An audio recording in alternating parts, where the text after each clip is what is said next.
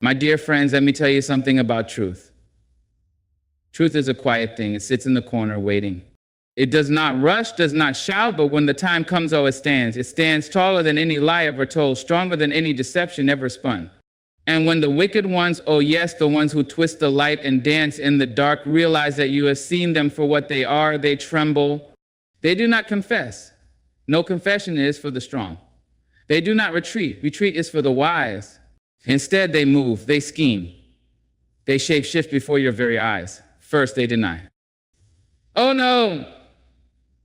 They say, their voices dripping with sweetness. You must be mistaken. They will look you in the eye and try to paint a new reality, one where your truth is a lie and their lie is the only truth. Then they deflect. But what about you? They whisper, turning mirrors upon mirrors, hoping you drown in reflections of doubt.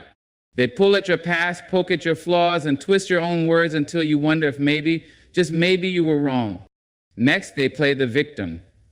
Suddenly, they are the wounded ones. How could you think such a thing of me? They cry. They wear their pain like a crown, expecting you to kneel before it. Then comes the rage. Oh, the fire in their eyes. They do not like to be seen. They do not like their shadows exposed. Their anger is a storm, their words like lightning, sharp and sudden, but yes, you must stand still. Let the storm rage, but do not be moved. And if rage does not work, they gather allies. Oh yes, they whisper in ears, spin new tales, turn friends into foes, hoping you will stand alone. But let me tell you, a single person standing in truth is never alone. They will try to exhaust you. They will push, prod, pull. They will keep you tangled in their web, hoping you will grow tired and give up. Let it go. Pretend you never knew. But you, my dear, you must rise. For the final thing they do is watch and wait. They hope you will crumble. They hope you will forget. But you must not. You must walk with your truth. Carry it like a lantern in the night. For when you stand in light, no darkness can hold you. And the ones who feared your knowing, let them tremble. Let them hide, but do not be afraid, because you, my dear, are free. My dear ones, let me tell you something about the truth. It has no need for grand entrances or polished speeches. It does not beg for an audience, nor does it dress itself up to be liked. It simply is. The truth stands, whether you see it or not, whether you embrace it or turn away. And when you do finally see it, oh, when it shines its steady light on things you wish you could unsee, there is no going back. But there are those among us walking in the same air we breathe, sharing the same spaces we call home, who do not love the truth as you do. No, they do not embrace it, for it is an enemy to them. To them, truth is a mirror they dare not look into, a song whose melody unsettles them, a fire they wish to extinguish before it spreads. They move in shadows, crafting illusions, their hands busy twisting, shifting, shaping the world in their image. And when they sense, oh, when they feel it in their bones that you know what they have tried so hard to keep hidden, their first instinct is to deny. They will meet your knowing with a smile so soft, a laugh so light, you might for a moment wonder if you imagine it all. Oh no, they will say that never happened.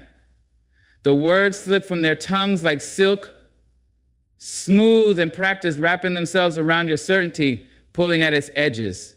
They will tilt their heads, their eyes widening in mock surprise, feigning confusion as if the very idea is absurd.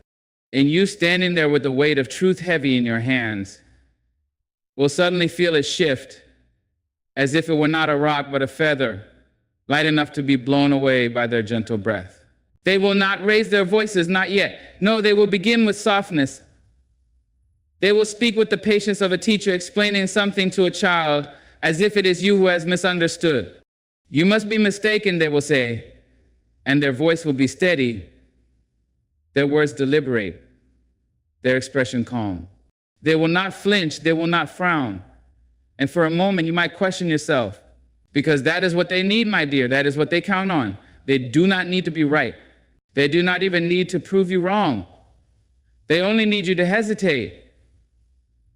They need you to pause, to wonder if perhaps you have been too quick to judge, too eager to believe what your own eyes have seen, what your own spirit has whispered to you. They will remind you of all the times you have been wrong before, subtly planting doubt in the soil of your mind. You do have a tendency to jump to conclusions, they might say, or I know you mean well, but sometimes you misunderstand things. And they will say it gently, not as an accusation, but as a kindness, so that you, in your own goodness, will begin to believe them. And if their words do not sway you, if they see that you are not so easily turned, they will shift. Their eyes will harden, their voice will take on an edge, but their message will remain the same. That never happened, they will insist. But now the softness is gone, replaced by something sharper, something urgent. The more certain you become, the more desperate they will be to undo that certainty. They will repeat themselves again and again, as if the sheer force of repetition will wear down your resolve. They will take your truth and fold it, twist it, reshape it until you no longer recognize it.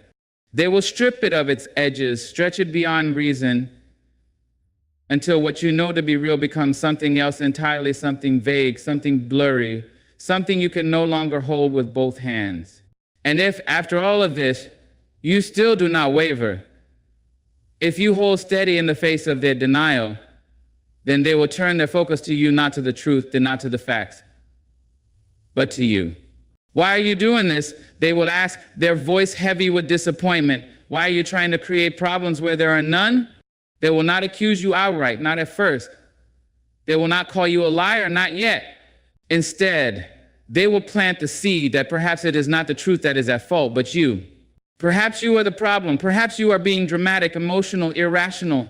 And when you shake your head, when you insist that you are simply stating what is real, their patience will wear thin. Their voice will rise, their tone will sharpen, and they will say, this is ridiculous.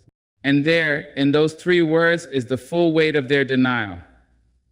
Because what they are really saying is that you are ridiculous. That your truth is ridiculous. That your knowing is a thing to be dismissed, brushed away like dust on a windowsill. But listen to me now. Do not be moved. Do not shrink. Do not let theirs undo what you have felt, what you know deep in the marrow of your bones. Because the truth, my dear, does not need their permission to exist. The truth does not bend to the will of those who fear it. It does not shrink before those who wish to erase it. And so when they deny, when they look you in the eye and tell you that black is white and night is day, you must stand firm. You must let their words wash over you like waves against a rock, relentless but powerless to change what is solid. You must hold your truth close, protected as you would a flame in the wind. Because, my dear, they are not truly trying to convince you. No, they are trying to convince themselves. They are trying to hold together the fragile world they have built, a world where they are in control, where their lies are stronger than your knowing. They are trying to stop the unraveling because they know, they know that once the truth is seen, once the light has been let in, the shadows have nowhere left to hide. And so let them deny. Let them speak their empty words. Let them build their walls of falsehoods brick by trembling brick. Because truth is patient. Truth waits. And when the time comes, it will not need to fight, will not need to scream. It will simply stand. And you, my dear, you will stand with it. My dear, when the truth is spoken, when it lands in the open air, clear and undeniable, it does not need armor. It does not need sharp edges or pointed spears. It simply is. But those who cannot bear the weight of it, those who fear its presence, will not fight it head on.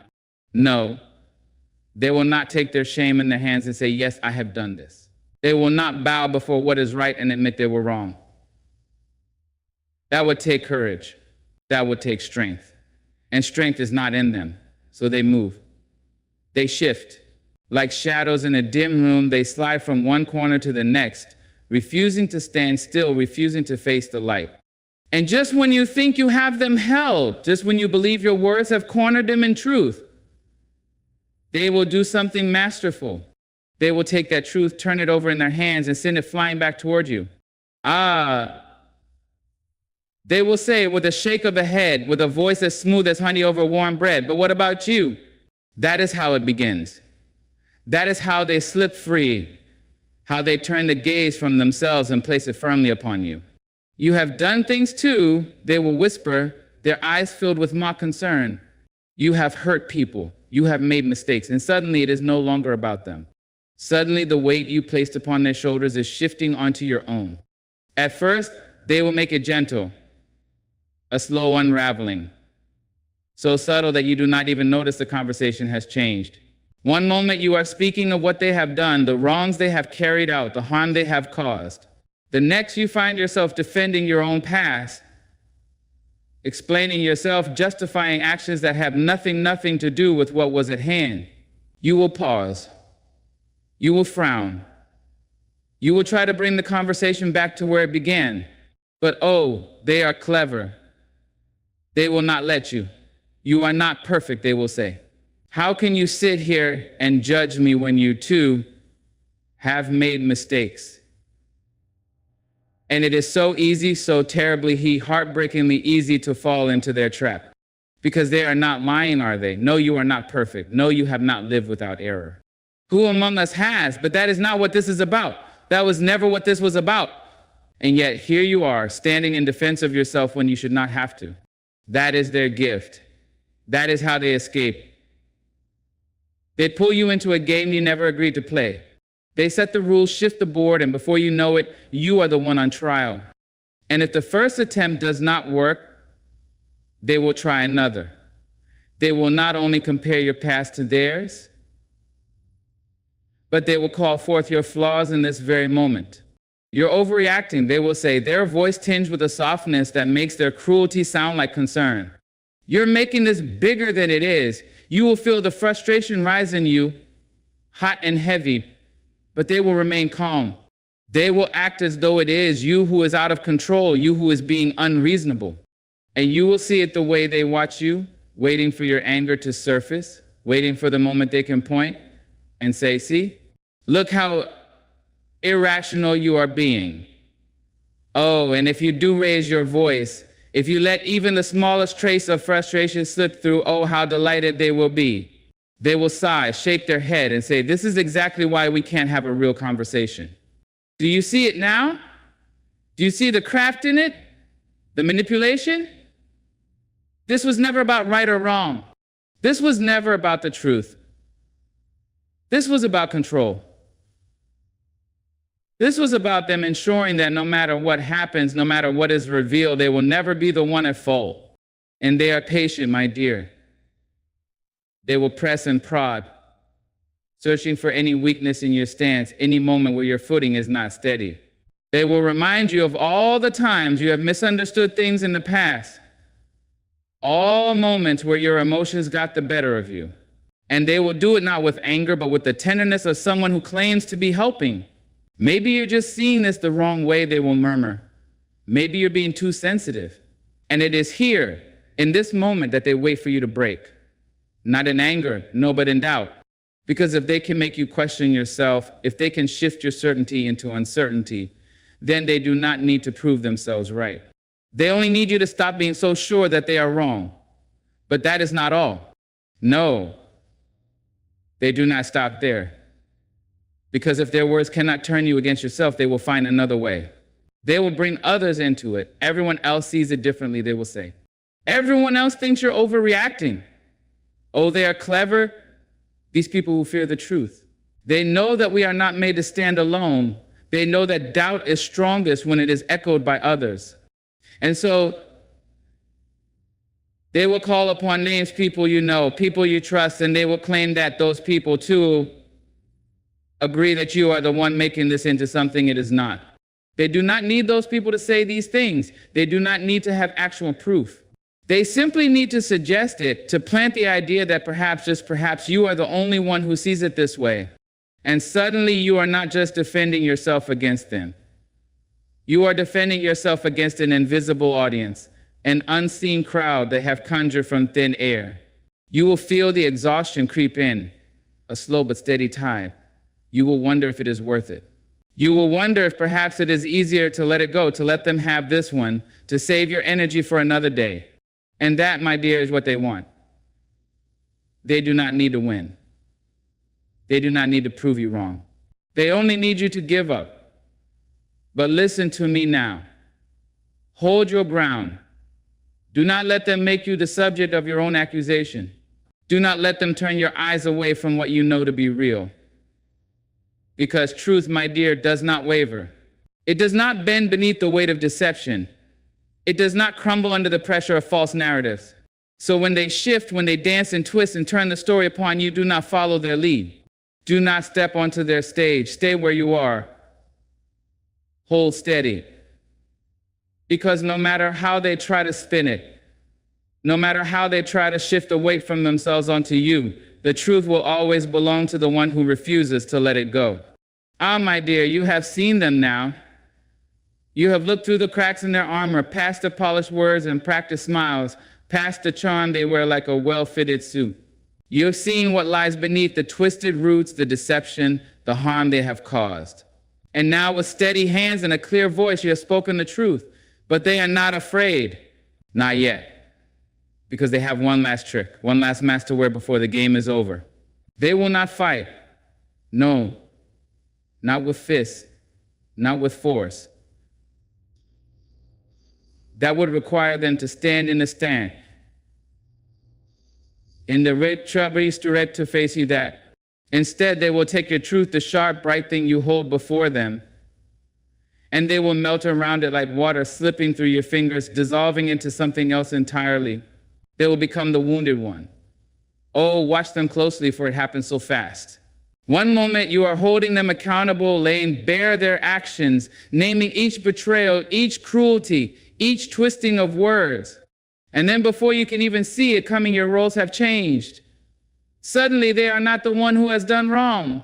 They are not the one who must answer for their actions. No, they are the one who has been hurt. They will not deny what they have done, not in the way you expect, not with outright rejection of reality. No, they will take the very thing you accuse them of, turn it inside out, and wear it as their own suffering. If you say they hurt you, they will say they have been hurt by you. If you say they have betrayed you, they will say it is you who has broken their trust. If you say they have been cruel, they will say you have been unfair, unkind, even cruel to them. And oh, they will weep. Maybe not with tears, maybe not with trembling hands or shaking shoulders, but in the way they carry themselves, in the way their voice trembles, just enough, in the way they lower their eyes, as if the weight of the world has settled upon them and they are too weak to lift their head. How could you think that of me? They will whisper, and their voice will be thick with sorrow, with disbelief. And for a moment, just a moment, you will hesitate. Because you are a good person, and good people do not like to hurt others. Good people do not wish to cause pain, even in those who have wronged them. And they know this about you. Oh, they know. They have watched you, studied you, learned the shape of your kindness, the softness of your heart. They know where to press, where to pull, where to fold themselves into the small spaces of your compassion. They will remind you of all the times they have been there for you. They will call upon old memories, moments when they stood by your side, when they wiped your tears, when they said words that felt like love, even if they were not. They will ask you, plead with you to consider their side, to understand the pain they have carried, the struggles they have endured. And if you do not crumble at their sorrow, if you do not bend beneath the weight of their suffering, they will take another approach. They will become outraged. Because if sorrow does not work, if guilt does not bring you to your knees, then perhaps anger will. They will throw their hands up, shake their head, let their voice rise not in cruelty, no, never in cruelty, but in hurt, in indignation. After everything I've done for you, they will exclaim, because that is the heart of their performance. Not just that they are hurt, but that you have hurt them. You, with your accusations, your audacity to speak the truth, your unwillingness to let their in the shadows as shadows. You have become the villain. And they, oh, poor them. They are simply the misunderstood, the wrongly accused, the rock thing crushed beneath your lack of forgiveness. And it is so easy, my dear, so easy to believe them. Because they are convincing. Because their pain looks real, sounds real, feels real. And perhaps in some way it is. Perhaps they have tangled themselves so deeply in their own lives that even they do not know where the truth begins and ends. Perhaps they have spent so long playing the victim that they have become one in their own mind. But listen to me now. Do not be fooled. Because this is not remorse. This is not a reckoning. This is not a heart laid bare, asking for forgiveness, offering to change. This is control. This is manipulation. This is them making sure that no matter what happens, no matter how deeply they have wounded you, they will never be the one to suffer for it. Because if they can make you feel guilty, if they can twist your words, shift the blame, take your pain and claim it as their own, then they do not have to answer for what they have done. They do not have to carry the weight of their own actions, and so they will cry.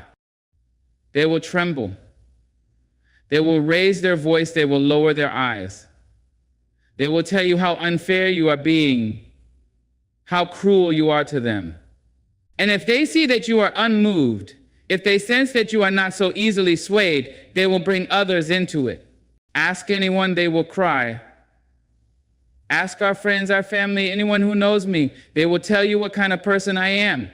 They will call upon witnesses who are not there, people who cannot speak for themselves, but whose imagined words will float in the air between you, pressing down on you, making you wonder just for a moment if maybe you have been wrong. If maybe you have misjudged, misunderstood, mistaken the truth for something else. But you have not, because you know what you have seen. You know what you have felt. You know what they have done. And so, my dear, when they fall to their knees, when they wrap themselves in their suffering like a cloak, when they weep or rage or call upon unseen crowds to bear witness to their false innocence, do not move. Do not give in.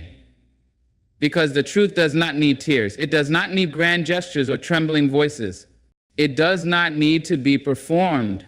And when all is said and done, when they have exhausted every performance, when they have cried and shouted and whispered, they will look at you, will look at you, you see that you have not been, that you have not softened, that you have not let their victimhood and make a villain out of you. Oh, my dear, listen closely. There is a craft to it, an art, a slow and steady weaving of invisible threads. It does not come with great force, does not arrive in the night like a storm raging against the windows. No, it is quieter than that, softer, more insidious. It moves with patience, with care, with a hand so gentle you do not even realize it is guiding you somewhere you do not wish to go. It begins simply. A word here, a gesture there. Not enough to alarm you, not enough to make you question the ground beneath your feet. They will not take you in one great sweep. No, they will pull at the edges first, loosening the ties that bind you to others, yourself. At first, they will be warm. They will listen, nod, murmur words that feel like comfort, like safety. I understand you. They will say, I know what you mean. And oh, it's intoxicating the way they seem to see you so clearly, the way they listen with such intent. But listen carefully to what they say next.